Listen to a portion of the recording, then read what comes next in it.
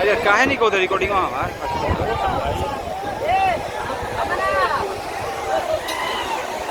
पक्षी लेके जाता है कोई ना